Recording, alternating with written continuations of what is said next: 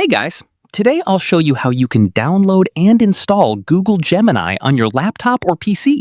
So let's get started. First, open your web browser. For the easiest method, use Google Chrome, because Chrome allows websites to be installed as apps. Once Chrome is open, go to Google and search for Google Gemini. From the search results, click on the official Gemini website to open it.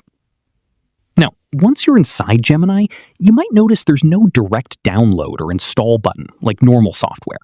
That's because Gemini works mainly as a web app. But with Chrome, you can still install it like a desktop application. To do this, click on the three dots in the top right corner of Chrome. This opens the browser menu. From there, go to Cast, Save, and Share. Inside this section, you'll see an option called Install Page as App, or sometimes Create Shortcut, depending on your Chrome version. Click on that option. A small pop-up will appear asking if you want to install Google Gemini. Simply click Install.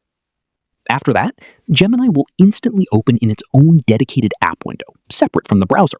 It now behaves just like a normal desktop application.